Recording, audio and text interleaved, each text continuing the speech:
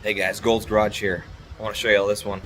If you're looking at doing something like this is a 2006 RV. If you're looking at doing something like this and putting a blind spot camera and hooking it up to your radio, I'll show you really quickly how I did this. What you guys do is pull the whole mirror off.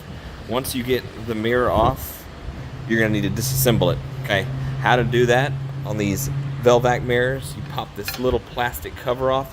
It has these little tabs in it. Once you pop it off, the mirror itself can come out. Once you get the mirror out, then you're going to have to unscrew this guy, which gives you access to the inside. And then you drill a hole, pull your wire through, tighten your mirror down, or tighten your camera down, sorry, and then start threading your wiring through the actual mirror arm.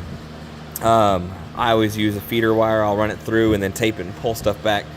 So once you got it all in place, all this will be tucked away, hidden inside the vehicle, just like this. You don't see any wires. When you open the door, all your wires are hidden inside. And I run it through this little protective boot right here into the cab, bring my wires up into the dash and out right here through the radio source. If you need to know how to take the door off, there's lots of other videos on how to take that stuff off. But once you get it inside, all you're going to do is to give it power and ground.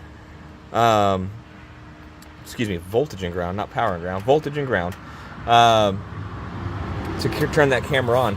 And most of the time, if you have an old setup like this, all that stuff's already there. So for me, we had this red wire that was going up to that camera that I pulled out, and there's a brown wire here as well. The brown wire was our ground, and the red wire was a key on 12 volts. Get all that hooked up. Obviously, your RCA jack will go into whatever camera you're using. This one was camera 3, but then you're going to have a trigger wire to turn that on. So you're going to see here, there's a camera 3 trigger, this one right here. And what you're going to hook that up to is your blinker.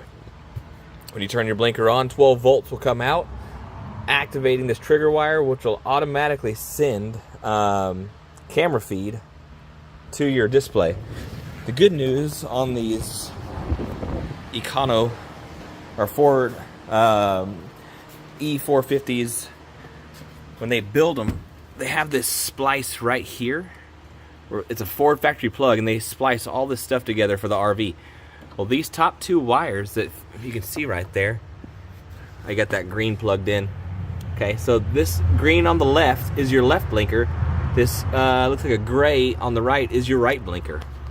So you just tap into those 2 wires, splice it in, send it feed to that trigger wire, and now as soon as you flip the blinker on, it'll activate that camera. It's pretty simple. Just make sure you've got it set up on your head unit to trigger the cameras whenever it receives that trigger voltage. So that's the way I got it. I hope you like this, guys. I'm changing out the rear camera as well, so I can get rid of that old backlit display. And I'm gonna just be running the same way to that with the trigger. So that's all it is, guys. Pretty simple. I had some headaches, so hopefully by me describing this, it'll save you all some headaches, getting it all figured out how to do it. Thanks, guys.